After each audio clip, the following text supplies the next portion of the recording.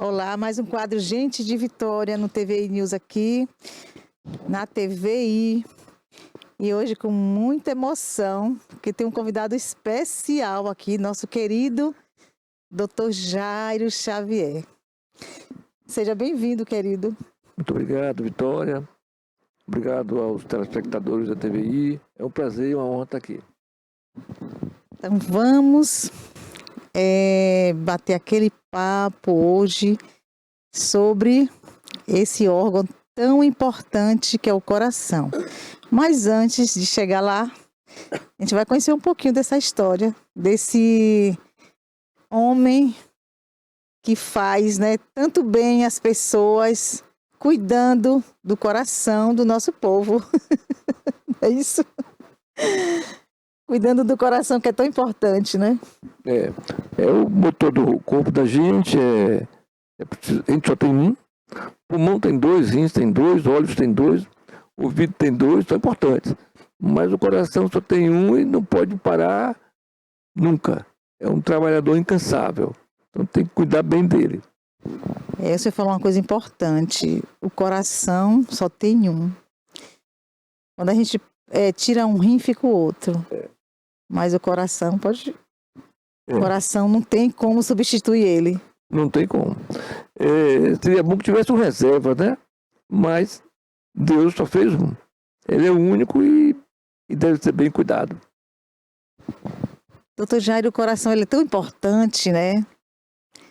Que todas as emoções passam pelo coração, né? Tão importante que é o coração, né? As emoções elas são percebidas no cérebro e na alma, mas o coração responde.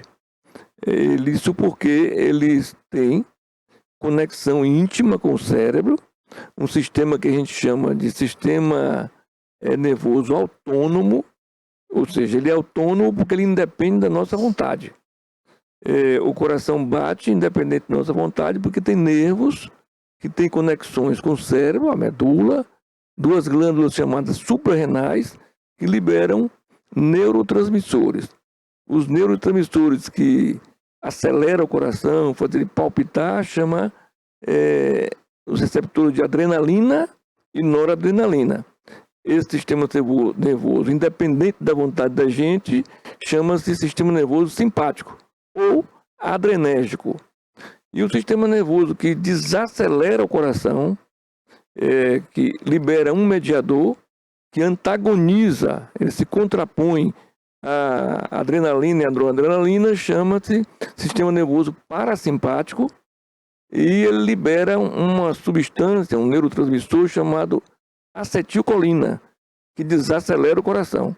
Então, a depender da emoção, de um esforço físico, de uma dor, em frente a todas essas demandas, uma fuga de uma onça, de um perigo, então o sistema nervoso chamado adrenérgico, ele então, os olhos veem, transmite ao cérebro, o cérebro transmite para o sistema nervoso adrenérgico, o simpático, ele então dá uma descarga na medula, que tem nervos em conexão com o coração dispara. No segundo tempo, excita também esses nervos, duas glândulas chamadas suprarrenais, que ficam em cima dos rins, essas glândulas despejam no sangue adrenalina e noradrenalina. Passado o perigo, então aí ele tem que parar com esse estímulo, senão o coração dispara e é ruim, faz arritmia no coração. Então, o outro sistema nervoso, independente da vontade da gente, o autônomo, chamado parasimpático, entra em ação. Começa a liberar, então, quando passa o perigo, quando passa a dor, quando passa a emoção, a acetilcolina, então, é despejada na corrente sanguínea e desacelera o coração. Então, é desta maneira que o coração, então, ele reage ao ambiente, seja com ameaça real, um perigo iminente, ou ameaça fictícia, a pessoa que está ansioso, que está preocupado. É por isso que as preocupações e a ansiedade é ruim para o coração, porque faz com que o coração receba um estímulo adrenérgico dessas substâncias que, a curto prazo, é a reação normal de fuga e luta de qualquer animal. Mas se ela fica dia e noite, a pessoa com aquela preocupação na cabeça, com estresse contínuo, então esse excesso de liberação de adrenalina desgasta o coração. Isso sem falar que essas glândulas suprarrenais também, na medula dela, na parte mais central, libera dois hormônios do estresse, que é o cortisol, a hidrocortisona, e esses hormônios fazem subir a pressão, fazem aumentar o açúcar no sangue, tudo isso para o animal ficar mais vigil, mais desperto. Mas isso a médio e longo prazo, se ficar liberando muito a hidrocortisona na corrente sanguínea, aí então vai aumentar os riscos de hipertensão, de diabetes e de doenças cardiovasculares. É interessante aqui essa aula aqui. A palavra diz assim, né? O Senhor já diz assim, que deve guarda o teu coração, né? Guarda o seu coração. Para guardar o coração. Isso porque bons sentimentos altruístas, crer em Deus, a ciência já mostra hoje que quem crê em Deus se recupera mais de doenças. Porque isso gera um bem-estar, além do espiritual, do mental, físico também. Então, cultuar bons pensamentos, cultuar Deus, cultuar tudo que traz uma benesse para a gente. É bom estar participando da reunião de bons amigos. Isso tudo é muito bom para o coração. O oposto também é verdadeiro. A pessoa que cultua maus pensamentos, que ela vive no meio de uma violência, as guerras, por exemplo, né? As ameaças, as agressões de todos os modos, é ruim para o coração também. Vai ter mais doenças cardiovasculares nesse grupo de pessoas expostas a isso. Sentimentos negativos também, né? Raiva, também, mágoa. Também. Deixa o coração mais preso, né? Deixa, porque isso vai gerar mecanismos, esse que eu falei, vai deflagrar mecanismos de excitação contínua do sistema nervoso adrenérgico e, posteriormente, isso vai influenciar também no nosso cérebro, da nossa alma, trazendo as chamadas doenças psiquiátricas, que são as depressões, os transtornos da ansiedade, e isso retroalimenta esse sistema. Para quebrar isso aí, existe uma abordagem que nós chamamos de psicoterapia, que é uma abordagem cognitiva, em que um profissional vai fazer uma abordagem. Nos casos mais extremos, de depressões maiores ou de transtorno da ansiedade maiores, é preciso que um profissional, aí, um psiquiatra, ele aí venha medicar a pessoa, e é preciso que seja um profissional dessa área. A pessoa deve evitar a automedicação, porque existe algoritmos que são seguros. O remédio faixa preta é ruim, faixa vermelha é ruim. Não. Eles são úteis, são ferramentas úteis, mas no tempo certo, para o profissional certo, e também com o tempo de desacelerar aquilo ali, de descontinuar, ou, em alguns casos mais raros, não. Tratamento como o da hipertensão, do diabetes, contínuo, mas sempre sob a orientação de um profissional dessa área. Que maravilha! Mas antes da gente entrar mais no coração, eu quero saber sobre sua história, né?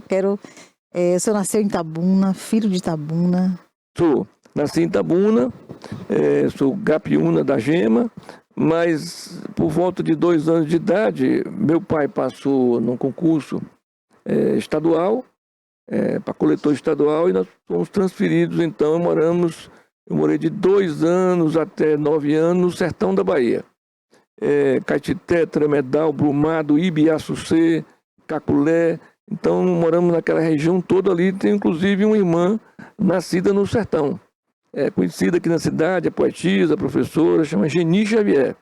Ela nasceu numa dessas cidades em um tempo que eram essas cidades rincões distantes, exceto Caetité, que já era uma cidade mais desenvolvida, as outras cidades muito pobres.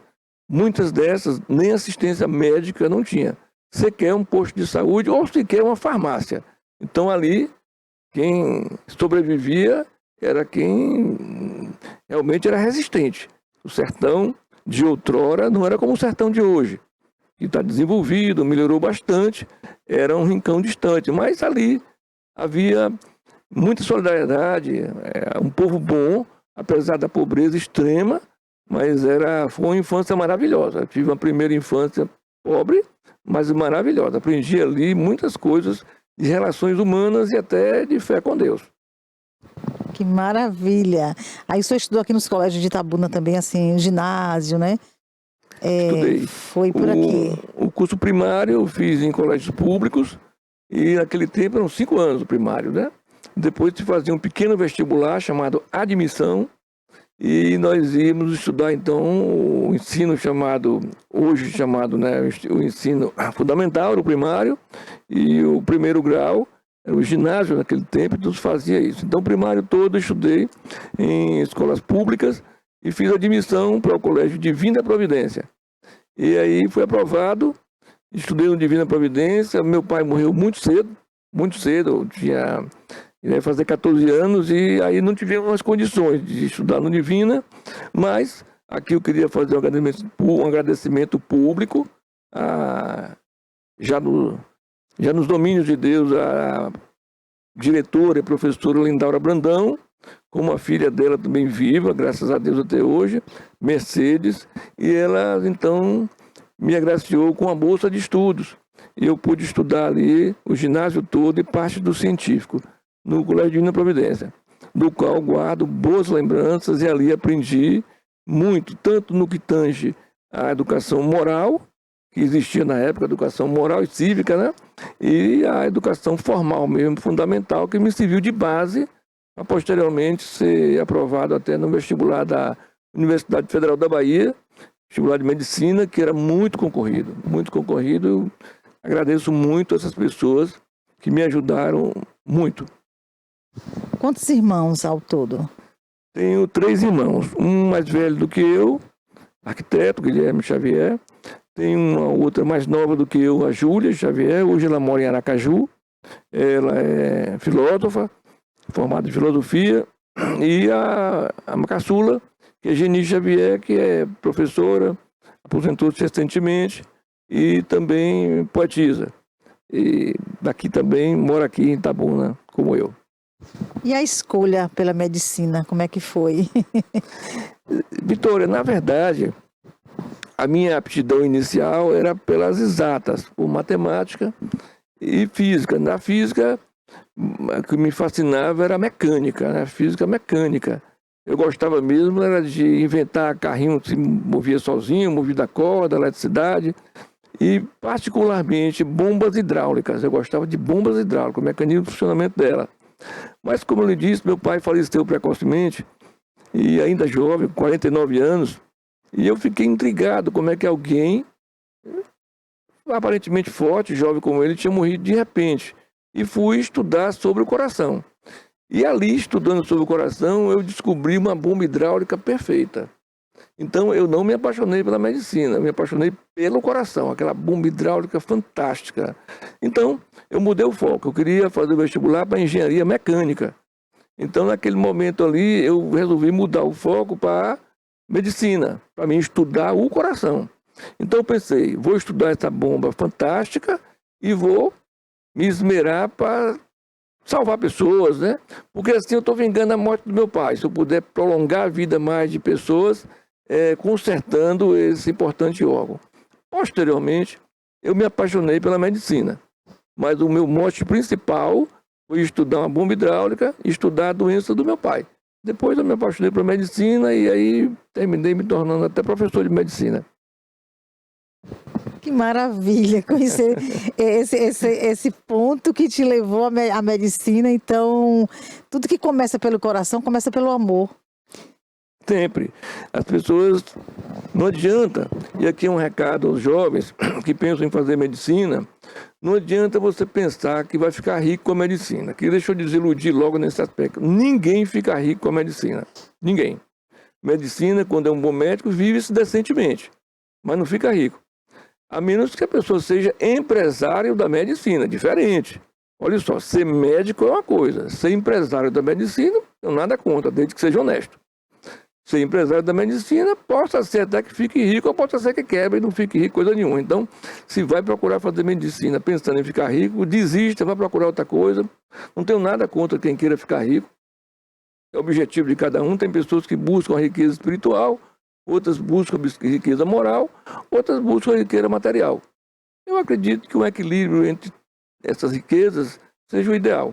Mas aqui a medicina é, antes de tudo, um exercício de amor pelo próximo, seja ela exercida em qualquer instância, na instância filantrópica, por caridade, na instância científica, naqueles que pesquisam e ensinam, ou na instância assistencial, seja pública ou privada, não interessa.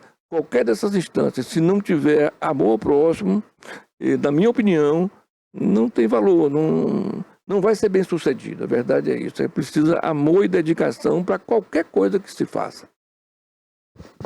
Verdade. Quanto tempo tem que o senhor atua na área de Eu medicina? vou fazer 41 anos de formado. O ano passado fui até um encontro, um primeiro e único, o encontro que minha turma, de 40 anos de formado. Foi bom, mas eu não curto muito isso não, encontro de turma, né? A gente vê alguns colegas, né? Alguns já se foram, infelizmente, é bom, mas 41 anos de formado. É muito tempo. Muito tempo. Aí, desde quando o senhor se formou, o senhor já veio para Itabuna ou ficou em outro? Não, quando eu me formei, então eu fui fazer as pós-graduações todas, né? Quando eu cheguei a Itabuna, eu já estava com quase 10 anos de formado. Então, o projeto foi o seguinte, eu queria me capacitar, fazer as especializações todas, pós-graduações, mas meu sonho era voltar a Itabuna. Tanto assim que eu me casei em Salvador, mas entrei em combinação com minha esposa, que quando Itabuna tivesse estrutura de ensino, que eu sempre gostei de ensinar, em medicina, que o meu plano era voltar a Itabuna. Ela concordou com isso e assim foi. Eu já estava, quando vim para Itabuna, com 2 filhos, um de 4 anos, hoje profissional aqui dedicado, operante aqui em Itabuna, ele é o Dr. Fernando Xavier, é um cirurgião bucomaxilofacial, bastante dedicado, atuando aqui no trauma, no hospital de base, atuando na Santa Casa e atuando em clínica particular e ensino também numa faculdade privada aqui da cidade. Me orgulha muito. E uma outra filha, que chegou aqui por 1 ano de idade, hoje ela reside em Salvador, é médica também, dermatologista, e mora e atua em Salvador, a doutora Isabela Pimenta Xavier. Que maravilha! Tem quantos netos? Tenho 2 netos, 2 bênçãos que Deus me deu, 2 diamantes. É o Rick, que é filho da Isabela, e o Heitor, filho do Fernando, mora aqui em Itabuna, com ele também, e a mãe, que é uma filha que eu ganhei também, a Iana, também enfermeira atuante aqui na cidade, e essa é a minha riqueza maior. Doutor Jário, é muito bom estar com o senhor aqui, uma oportunidade muito boa, muito gratificante mesmo, viu? Prazer é meu. Eu fiquei emocionada, mas o coração já desacelerou. É assim, o senhor é uma pessoa muito importante na cidade, entendeu? A sua história, o seu legado, como profissional, como cardiologista. Então, vendo a sua história aqui, a gente percebe que todo o caminho, né, que te levou a ser o que o senhor é hoje, esse amor que o senhor tem pela profissão, né, pelo que o senhor faz, né, na cidade. Então, assim, é da gente querer preservar, entendeu? Porque são riquezas, são pessoas da nossa cidade, grandes médicos da nossa cidade, que a gente fala, nem para ele ficar aqui toda a vida, entendeu? Para sempre aqui, como vários médicos, né, amigos, então assim, que marcam essa história. Então, nosso quadro é A Gente de Vitória, né, o senhor está aqui hoje, e é muito bom, né, contar a sua história, é muito bom estar perto do senhor também, entendeu? Pelo que o senhor transmite para os seus pacientes, para as pessoas que lhe conhecem. Então, assim, é um quadro que ele trouxe aqui nesse dia e para mim, assim, é muito importante estar batendo esse papo aqui com o senhor, né? Como tem vários outros médicos que têm esse legado na cidade, né? Dr. Renato Costa também, entendeu?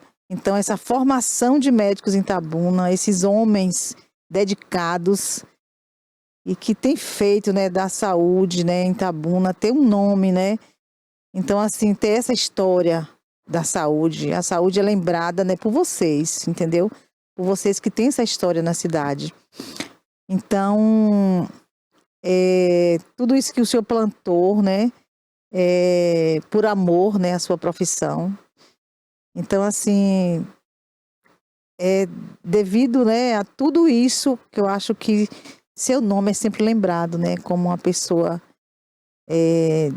de grande, né, assim, referência na área de cardiologia, entendeu? Então, assim, o senhor é um profissional que atua, né, com essa grande competência também, entendeu? Que deixa, né, que seria bom que esses jovens que estão chegando pudessem se espelhar, entendeu? Não, eu quero, como o senhor dá aula, né, entendeu? Eu quero ser com esse professor, eu quero me espelhar, né, como ele, eu quero, né, ficar mais perto, eu quero aprender com ele, entendeu? Então, assim, como é que o senhor vê, né, o senhor que é professor eu sou ensino em que faculdade aqui em Itabuna? Universidade? No programa de residência médica Sim. da Santa Casa de Misericórdia, um programa reconhecido pelo MEC já há muitos anos, fui coordenador dele por 12 anos, atualmente sou preceptor, já com tempo de aposentar até, mas eu gosto tanto daquele contato que estou postergando isso já há 1 ano e meio. O internato aqui da FASA passa por esse programa, embora não seja professor da FASA. O internato da UESC já passou por esse programa também, então, residência médica é uma pós-graduação em medicina interna, são médicos formados que vêm fazer uma especialização em medicina interna aqui na nossa cidade, no Hospital Calixto Midler, e com isso tem programas de internato acoplados a esse programa. É isso. Só um adendo, Vitória, você falou em espelho, e eu, assim, queria só aproveitar esse gancho para dizer o seguinte: na minha vida, a verdade é que você falou em espelho, nós devemos ser espelho de Deus. O que me fez mudar a minha vida e salvar não só minha vida física, material, mas a minha vida espiritual, que é mais importante, foi Deus, foi um encontro com Deus, um encontro com Jesus que eu tive aos 17 anos de idade. Como eu lhe falei, meu pai faleceu muito cedo, e dos 14 aos 17 anos, minha vida tomou um rumo bastante turbulento. E aquilo, eu tive um encontro maravilhoso com Deus, com Jesus, e aquilo mudou minha vida, e a partir dali eu procurei ser espelho de Deus, porque todo ser humano é pecador, todos nós temos defeitos, né? E muitos, uns têm mais, outros têm menos, mas todos temos, somos da mesma matéria. Mas quando nós aceitamos Deus na nossa vida, no meu caso, Jesus, e aquilo você passa a refletir uma luz que não é sua. Não é sua, aquela luz é de Deus. E todo mérito deve ser rendido, toda a glória a Deus. Em consequência disso, você vai agir de acordo com os seus talentos. Um homem que seja muito inteligente deve usar essa inteligência para o bem, fazer o bem e o mal a ninguém. Uma pessoa que tenha menos talentos, quando eu falo menos talentos, igual a parábola dos talentos, né? Talentos físicos, talentos intelectuais, ela vai servir da mesma forma, mas procurar refletir a luz de Deus, que vai brilhar mais ou menos de acordo com o quanto a gente abre o nosso coração, mente e alma. Então, Vitória, eu não consigo entender outra dinâmica da vida que não seja essa. Qualquer área que seja, é você procurar servir ao próximo, amar o próximo. Eu não consigo entender outra dinâmica que não seja essa. As necessidades materiais, todos nós precisamos, mas elas são materiais. E quando eu oro e peço a Deus, eu peço que Ele me conceda o suficiente. E, Vitória, Deus já me salvou. A minha vida física, material, tantas vezes, eu já passei de morrer. Eu acho que poucas pessoas passou de morrer tantas vezes como eu. Mas, em tudo isso, eu dei glória a Deus e continuo dando glória até o dia que Ele determinar o fim da minha missão aqui. Eu irei satisfeito porque eu procurei, dentro das minhas limitações humanas, procurei refletir essa luz de Deus aqui. E esse é o meu dia a dia, Vitória. Ser médico, ser um médico dedicado, é nada mais do que a minha obrigação. Tratar as pessoas de maneira educada é minha obrigação também. Eventualmente a gente Até Jesus um dia perdeu a paciência, né? E a gente pode perder a paciência, mas é importante corrigir erros, dobrar os joelhos, pedir perdão a Deus, pedir perdão a quem a gente magoou e seguir adiante a missão. Essa é a minha filosofia de vida. Que bom, que bênção falar sobre Jesus, né? Eu acho que Deus, acho não, tenho certeza, que Ele lhe chamou para essa missão. É uma missão, cuidar do coração das pessoas, é uma missão estar, né, nessa missão, né? Essa missão que o Senhor lhe deu, esse despertamento, não, você vai cuidar de coração. Porque você vai ter um coração bom. Então você vai olhar para o coração das pessoas. Então acho que tudo Deus, os médicos são usados por Deus. Eu creio que todo talento, sabedoria, né, que o Senhor dá, que os médicos têm, é Deus que dá para eles. Uns têm mais sensibilidade disso, outros não têm, mas mesmo assim eles são usados por Deus para salvar vidas. Essa deve ser a missão. Embora, como até no seu houve anjos caídos, né? Também, em qualquer profissão, tem anjos caídos. É triste, né? É ruim quando isso acontece. E é bom que quando qualquer ser humano caia, ele se levante, num arrependimento sincero. Mas a missão de ser médico é uma missão nobre, uma missão que deve visar principalmente o alívio da dor. Dizer que salvar vidas é muita presunção, porque a vida pertence a Deus. Mas é aliviar dores, seja dor psicológica, seja dor física. Mas, aliás, esse é o lema da medicina, é sanare dolore, sanar a dor, e não salvar a vida. A gente posterga, a gente às vezes, uma doença grave, que a gente tenha contribuído para a cura, a gente pode postergar o inevitável, que é a morte. Mas é sempre o amor. Sem amor, é como um sino que soa sem som, né? Já diz a oração. Então, no fundo é isso. A medicina requer dedicação. O amor cura também, ajuda a cura, né? O amor ajuda a curar. Com certeza. Ajuda muito. Então, o senhor estava falando aqui que o senhor também já teve problema de saúde também. Já tive problemas de saúde. Há 16 anos eu tive uma arritmia que mais mata atleta. Eu fui atleta desde 5 anos de idade. Eu comecei a fazer esporte competitivo com 5 anos de idade. Esporte foi uma paixão da minha vida. Uma paixão da minha vida. E até hoje eu me mantenho muito ativo fisicamente.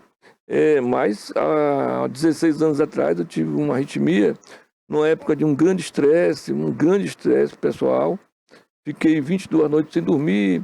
A minha esposa, então, à época, havia se submetido a uma cirurgia, teve uma parada cardíaca e quase morre, ficou em coma vários dias. E aquilo passei um período, e foi um período terrível. E tive, então, essa arritmia induzida por privação de sono e estresse, uma arritmia muito grave, e aquilo durou 48 horas para reverter. Ali, às vezes você vê jovens atletas morrem em campo. Ali eu não morri porque Deus não quis. Tinha os planos dele lá, eu tenho certeza disso. E ali eu saí, minha saúde foi restabelecida, voltei a fazer atividade física, né?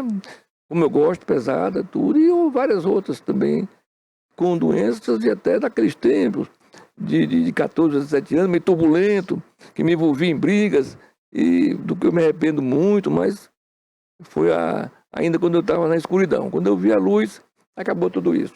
Porque Jesus cura a alma, o espírito e o corpo. E muitas vezes, né, como a gente está falando aqui de fé também, aproveitar, porque eu gosto de falar de fé também, viu? Muitas coisas mudou na minha vida devido à fé. Quando se fala de fé, a fé ela pode evitar muitas coisas também. Remove montanhas, né? A fé remove montanhas. Porque quando a gente também busca Deus, como o senhor estava falando, a gente também ameniza algumas situações também. A gente ameniza algumas reações que a gente poderia resolver de uma forma, a gente vai, com Deus a gente já resolve mais com as coisas, colocando o amor na frente, e de repente pode estar se livrando também de uma consequência maior, né? Com toda certeza. As escrituras dizem que a palavra branda abranda a ira, não é? Então, é verdade isso. Qual é um dos maiores opróbrios da humanidade? É a guerra, né? A guerra, ela acontece por falta de entendimento, de diálogo, por radicalismo, né? E gera um dos maiores flagelos, né? É um dos flagelos do Apocalipse. Então, desentendimento. Às vezes as pessoas querem ter razão a qualquer custo. Eu costumo dizer que eu prefiro estar feliz do que ter razão. Rapaz, é melhor, né? É sempre melhor. Doutor Jairo, o senhor se mantém uma vida esportiva, não é isso? O senhor é um esportista, né? O que é que o senhor pratica aí para ter ser saudável, né? Uhum. Atividade física, Vitória, aqui o conselho para todos, né? A todos aqueles que não têm doenças graves. Atividade física moderada e constante.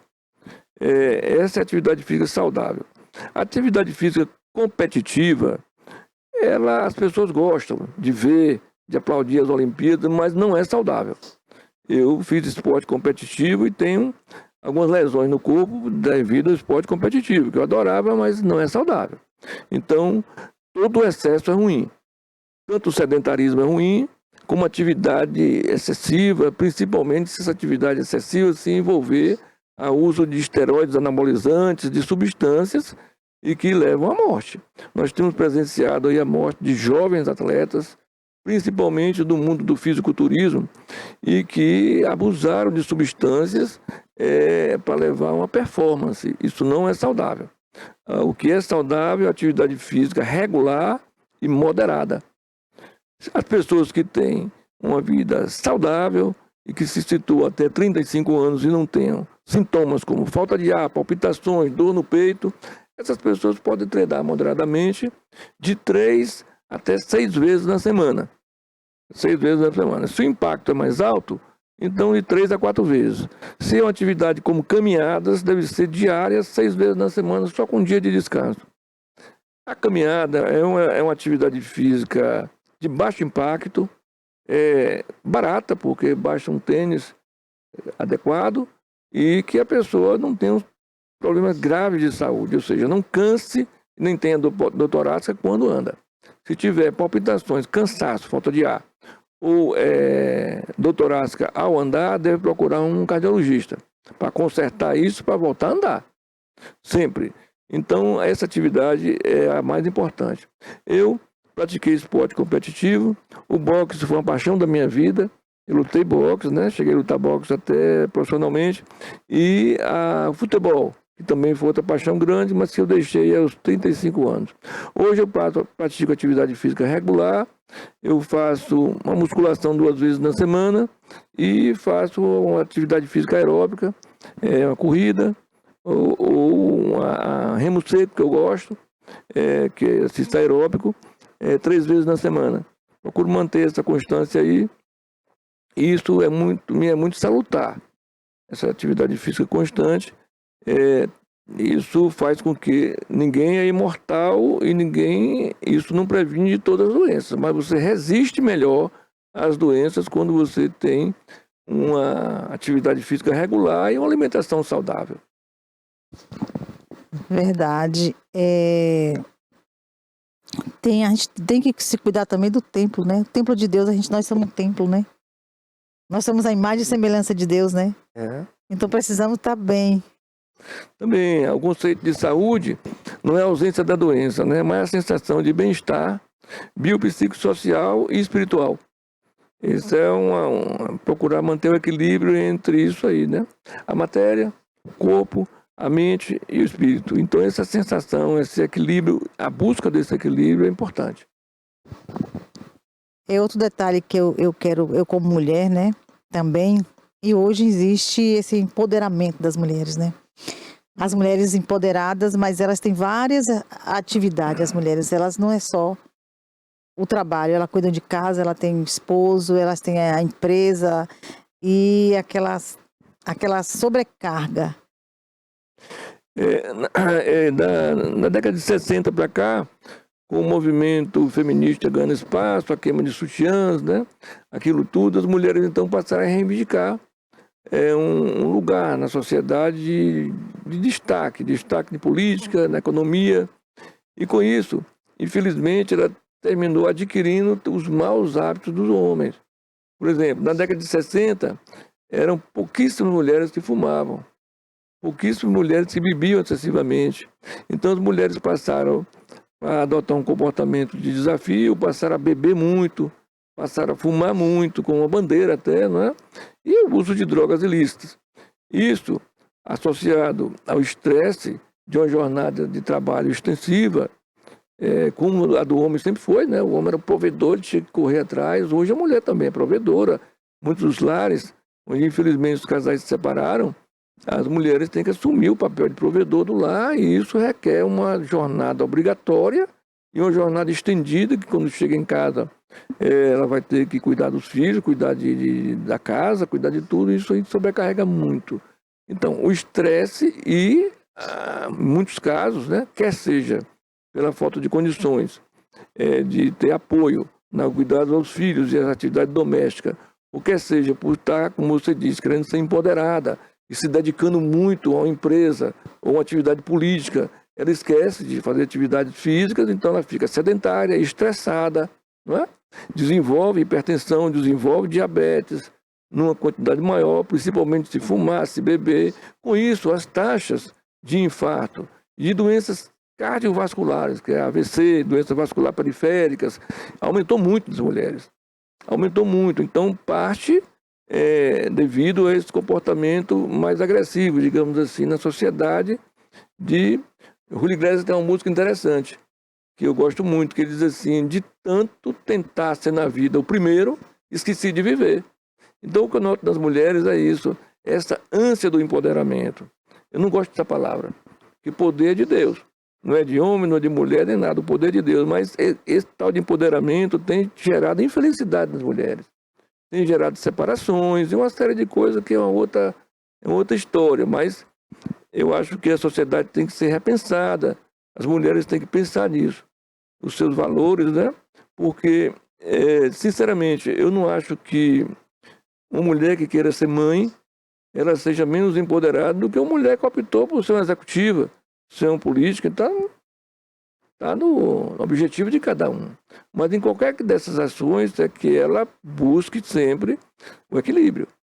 Porque, como a gente está comentando há pouco, porque qualquer excesso em qualquer área de atuação vai gerar consequências. E a conta vem. E às vezes vem muito pesada. Você falou uma coisa certa, a conta vem. Tem gente que está esquecendo que é gente. Tem mulheres que estão esquecendo que ela é mulher, esquecendo a sensibilidade da mulher, porque não pode ir além daquilo que nós somos criados para ser. Eu sei que às vezes a mulher, não sei se ela é o sexo frágil, né? Não, a mulher vive mais do que o homem em todo lugar do mundo. A mulher vive em média de 4,5 a 8 anos a mais do que os homens em todo lugar do mundo. Então a mulher não é o sexo frágil.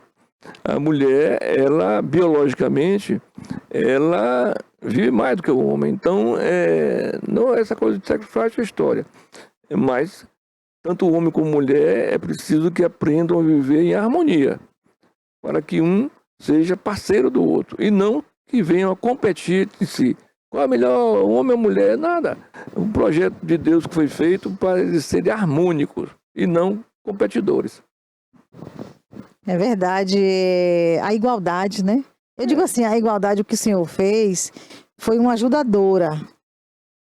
Não é isso? Um não está acima do outro. Tem uma coisa interessante, diz assim, que Deus fez a mulher da costela do homem, né? É isso que diz a tradição, as escrituras. A costela, eu acho que foi a costela esquerda, do lado do coração, para ela ficar ao lado do homem. Não atrás, para não ser diminuída, não à frente, para humilhar o homem, mas ao lado. Uma companheira sempre. E o que eu percebo é que os casais que são companheiros, repare, amantes se encontram em qualquer esquina, não é verdade? A pessoa se apaixona, às vezes, pelo corpo físico, por uma beleza, por alguma coisa que encantou. Mas isso não segura casamento. Muito menos riqueza. A pessoa, às vezes, fica muito cantado com alguém que é muito rico, muito famoso, não segura. O que segura é uma coisa chamada amor-companheirismo. Isso segura. Se não tiver companheirismo, não tiver a partilha, o casamento está fadado ao fracasso. É verdade, porque nada disso vai sustentar. O sentimento é que sustenta, né? O respeito, os valores também é que sustenta, né? Uma relação, um relacionamento. Porque a gente está falando de saúde, eu acho que saúde é uma questão que tudo se completa, né? Como você acorda, como você se alimenta, com quem você está convivendo também, tudo isso faz parte, né? Ninguém pode ter saúde num lar tumultuado, de agressões, né, verbais, físicas. Ninguém pode ter saúde. Os filhos vão sofrer nesse ambiente, né? Os dois cônjuges vão sofrer muito. E isso é uma desarmonia. É uma desarmonia. Então, harmonizar o lar faz parte da saúde também. É saúde física, mental e espiritual. Como o senhor faz para se manter essa pessoa equilibrada, né, saudável? Vitória, eu, como todo mundo, tenho muitos problemas. Tenho muitos problemas. Eu procuro equacioná-los, Vitória. Como eu disse aqui, é fastidioso repetir, mas eu procuro, primeira coisa, botar na minha vida é Deus. A vontade de Deus, sempre. Sou um pecador, tenho defeitos, caio, levanto, mas a minha força vem de Deus. Até o dia que Ele quiser, eu estarei animado para viver. Em segundo lugar, é buscar o entendimento com as pessoas. Começando com as pessoas que estão ao meu redor. Claro que família, às vezes, convive como um porco-espinho, né? Um espeta o outro, e ali vai, às vezes, gera ressentimentos, mas isso, a paz deve ser selada logo. Qualquer desentendimento que surja deve ser selada a paz. Porque isso vai fazer bem, não é só o próximo não, mas a pessoa também. Se a pessoa vive em desarmonia, vive ali num ambiente hostil, mas a pessoa não pode ter saúde nem mental, nem física, nem espiritual. Então, é buscar isso aí, o equilíbrio. É difícil? É difícil, porque a vida impõe revés, né? Às vezes, a gente está saudável aqui e de repente aparece uma doença. Aparece um câncer, aparece um infarto, aparece um AVC, não é? E a pessoa, mesmo que não morra, ela vai ter que mudar a estratégia de vida dela, não é verdade? Todos nós. Então, nós vivemos um dia de cada vez e cuidar daquele dia de cada vez e buscar, primeiro, a Deus e, segundo, um equilíbrio material e ajuda dos outros. Todos nós precisamos da ajuda uns dos outros. É por isso que a solidariedade, o companheirismo, eu vi, antes da minha entrevista aqui, aqueles dois rapazes falaram de um projeto maravilhoso. Projeto maravilhoso. Eu fiquei ali assistindo e fiquei apaixonado. Eu vejo como eles estão tentando ajudar o próximo. E com isso, Vitória, a gente se ajuda também. Porque não é, como você bem observou, não é a troco.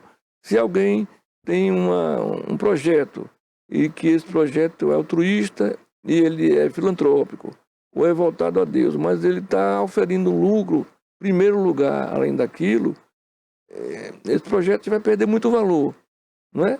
É claro que todos precisam viver, todos precisam do que é material. Mas doar-se ao próximo, isso já dá um prazer imediato quando você ajuda alguém. O prazer imediato, não é que você vai ter uma continha lá no céu, não é que você vai barganhar com Deus, Senhor, eu vou fazer isso aqui para você me deixar entrar no céu. Não, aquilo já dá um prazer imediato, você ajudar alguém. E aquilo se multiplica. É verdade, quando você é um alívio para o outro, você também sente um alívio da sua dificuldade também. Eu fui médico da irmã Dulce um tempo, e eu vi, ela me contou a história dela toda, começando por acudir pessoas em um lixão. E esse lixão, depois expulsaram ela dali, ela foi para um galinheiro. E aí ela foi, hoje tem aquelas obras maravilhosas lá que multiplicou-se. Partindo da iniciativa dela, mas depois outras pessoas também que colaboraram muito, e aquela corrente do bem se multiplicou. E ela, apesar de uma pessoa bastante sofrida, com a saúde bastante abalada, ela ainda assim encontrava a alegria de viver, em servir ao próximo, em servir aquilo. Então essa é uma alegria que é difícil até você descrever, quando você espontaneamente e de coração ajuda alguém e vê aquela pessoa de alguma forma. Eu vou lhe contar um caso, Vitória, que eu contei à minha filha semana passada. Aquele caso foi emblemático. Olha só, eu era um interno acadêmico do antigo Hospital Getúlio Vargas, que era o maior hospital de urgência de Salvador naquela época. Hoje é o HGE. O Getúlio Vargas não existe mais. Então era interno acadêmico e ali tinha emergência, tinha neuroclínica, tinha ortopedia, pediatria e o conforto médico, era uma salinha de repouso dos médicos, ficava ao lado da neuroclínica. A neuroclínica naquele hospital era um depósito de pessoas com doenças crônicas e muito sofridas. Muitas pessoas sequeladas de toda forma ali e ficavam ali, às vezes, meses ali, no sofrimento, com escaras no corpo, pessoa muito sofrida. Então, esse conforto médico ficava perto desse local. Nós trabalhávamos ali, os plantões eram de 24 horas, né, que hoje nem pode mais, e quando dava meia-noite, então o movimento caía muito na emergência. Aí, Vitória, a equipe se dividia, metade ia descansar um pouco, dormir um pouquinho até 3h30 da manhã, voltava para a emergência, e a outra metade ia descansar. Então, naquele dia, eu trabalhei até 3h30, então fui rendido por outros médicos, né, e fui para o conforto médico, onde já havia alguns lá chegando também, para dar um cochilo ali até 7h da manhã. Aí eu tinha que sair dali, interno acadêmico, a vida do sextanista é muito difícil, de medicina, eu ia para outra atividade, então eu queria dormir aquelas 3h30. Aí, como a neuroclínica era perto, tinha um paciente gemendo muito. Eu disse, puxa, eu não vou conseguir dormir com esse paciente gemendo assim. Eu sempre gostei muito de esquemas para sedar dor. E eu já participava de uma liga naquela época, para sedação de dor e tudo, né? Aí eu cheguei, por conta dos gemidos dele, eu fui lá e fiz um esquema, olhei o prontuário dele, paciente sequelado, com muitas escaras no corpo. Eu fiz um esquema de 3 substâncias para sedar a dor dele. E aquilo eu fiz e voltei para o quarto. Dali a 10 minutos ele parou de gemer. Então eu cochilei. Acordei às 7h da manhã e aí quando eu passei para me dirigir, para ir embora do plantão, que havia acabado a jornada, então esse paciente me chamou. E ele me chamou e me agradeceu, disse que eu era um anjo e que pela primeira vez em muitos dias, ou talvez até meses, ele tinha conseguido dormir um pouco e ter ficado sem dor. Então, Vitória, eu me senti muito mal. Eu me senti muito mal porque eu não fiz aquilo por ele, eu fiz por mim. Eu queria dormir. E o gemido dele me incomodava. Então eu fui lá e cedei a dor dele. Aquilo me fez, assim, uma das primeiras reflexões médicas, né? De pensar no próximo e não em mim. Aí eu voltei lá na enfermaria. Como plantonista, você pode prescrever uma coisa de urgência, mas você não pode prescrever do medicamento, porque tem um médico diarista ali, o médico assistente. Então, eu chamei a enfermagem, perguntei quem era o médico, pedi permissão a ele para me prescrever em cima de dor para ele. O colega que já estava na enfermaria, né, era um diarista, ele consentiu e eu fiz um ensino de dor para aquele paciente. Então, observe, essa reflexão todos devem fazer. Eu estou fazendo algo só para mim, egoisticamente, ou estou pensando no outro também? Não é? Às vezes, quando você faz um bem-estar ao outro, ele beneficia também. A exemplo da sedação de dor naquele gemente, que beneficiou, mas beneficiou ele também, e eu nem pensei nisso. Então, Vitória, essa é a reflexão que deve ser feita. Fazer o bem é bom. É fazer o bem com a motivação certa. Mas talvez naquele momento ali, você fez o bem para ele que ele veio agradecer. Ele precisava também daquele remédio. E com isso ele me deu uma lição muito boa. A gente aprende lição com as coisas, com as pequenas coisas, todos os dias a gente aprende uma lição. A gente pensa, às vezes, doutor Jário, que a gente já sabe tudo e que a gente já fez tudo, que a gente aprendeu tudo. Mas cada dia nós temos um aprendizado. É presunção pensar assim. Eu costumo dizer, Vitória, que as pessoas que sabem muito, elas percebem que sabem pouco. E as pessoas que sabem mediano ou pouco, elas às vezes ficam vaidosas daquele saber e acham que sabem muito. Tem uma frase imputada a Einstein, que alguns querem negar, mas ele disse isso sim, que ele disse que cada descoberta que ele fazia no campo da ciência é mais uma porta que ele abria para se encontrar com Deus, para ver Deus, para enxergar Deus. Só que essas portas se abrem, se abrem, se abrem, e a ciência nunca vai provar Deus, porque Deus está muito além da ciência. Está muito além da ciência. A nossa ciência é limitada. Nós somos cegos, que nos guiamos por 6 sentidos e por inferências. Então, por mais que saibamos, na ordem universal, ainda é muito pouco. Então, ninguém pode bater no peito e dizer que sabe muito, que sabe tudo. Não. Nós somos limitados. E por mais que saibamos, ainda é pouco. O mais conhecimento que o homem vem estar buscando, ainda é muito pouco. Ainda é muito pouco. Que ninguém explica ele, né?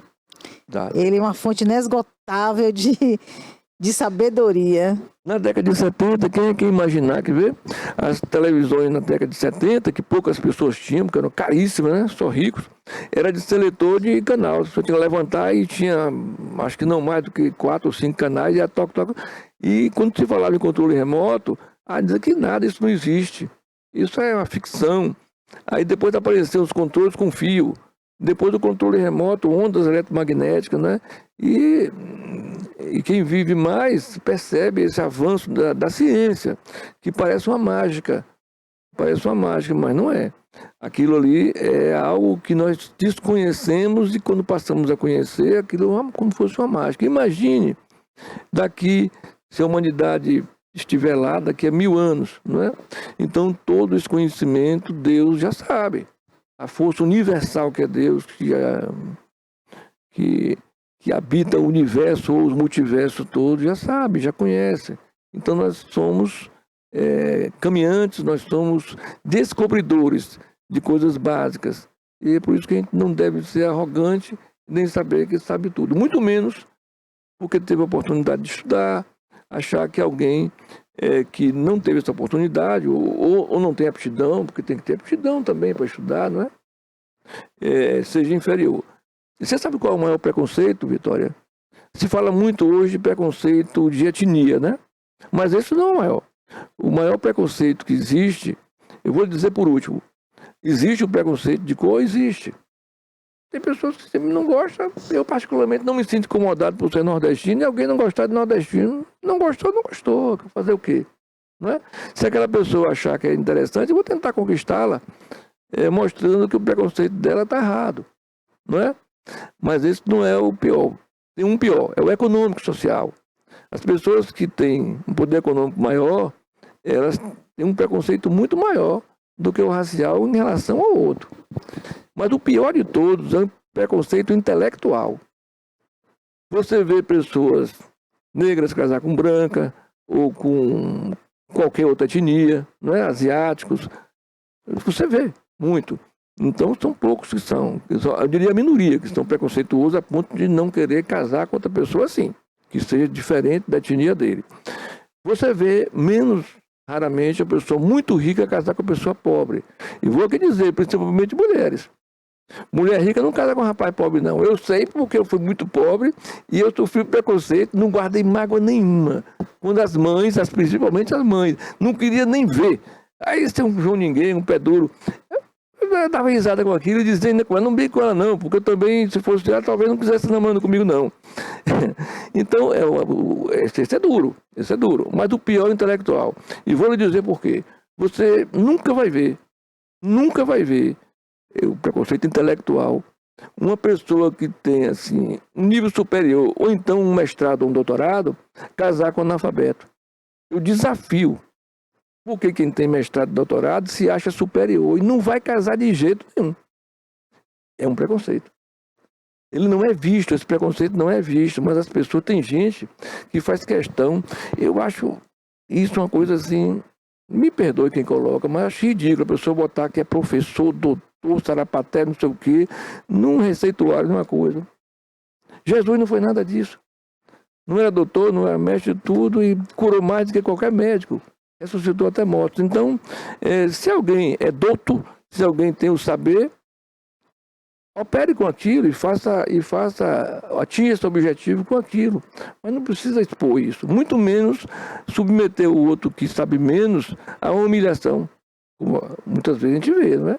A pessoa que muito sabe, ela se arvora das altas prosopopeias e aí nem sequer cumprimenta às vezes. Recentemente teve um desembargador em Salvador que ele levou um funcionário da portaria a um processo que felizmente ele perdeu, porque o agente de portaria não chamava ele de doutor, chamava ele de senhor, mas ele queria que chamasse de doutor, porque ele era um doutor. Observe o grau, né, de arrogância. Então, esses títulos, essas coisas são bons serem conquistados para a sua satisfação própria, mas nunca deve ser um elemento de preconceito. E até um trabalhador mais humilde ele pode lhe ensinar muito. Muito, muito. Eu desafio até perguntar de prédios, principalmente de prédios de luxo, se as pessoas que moram ali sabem o nome ou do porteiro do seu prédio, ou cumprimenta, ou então do gari da sua rua. Sabe não? É porque é preconceito. É preconceito. E as pessoas não veem esse preconceito. O preconceito intelectual. É terrível. Doutor Jairo, falar com o senhor é muito bom, porque o senhor traz não só uma mensagem de saúde, mas de vida. Porque para ter saúde também tem que ter respeito, tem que ter harmonia, né? Tem que guardar o coração de todas essas coisas ruins, negativas. Então, o que o senhor trouxe hoje para a gente foi essa mensagem rica. É um prazer estar aqui e partilhar com você. A saúde faz parte, né? Em todo os nossos sentidos, né? Então, assim, nós chegamos ao final do programa, que pena, que já passou. Mas eu creio, assim, que o senhor vai retornar aqui. É uma honra, um prazer estar aqui, Vitória. E, se puder, se tiver tempo, queria deixar uma mensagem final a todos que cuidem da sua vida espiritual, da sua vida material, evitando os excessos, excesso de comer, excesso de beber, excesso de drogas, seja de qualquer tipo. E a arte do bem viver me ensinou minha avó. Ela me chamou com 12 anos e disse assim: meu neto, a arte do bem viver é a moderação. No comer, no beber, no vestir e no comportar-se. Pronto, ela disse tudo. Fechou com essa mensagem, a mensagem de saúde para a sua vida. Doutor Jairo aqui, Xavier. E agradecer a Deus por este momento tão importante. E ficaremos aqui e até terça-feira, se Deus quiser.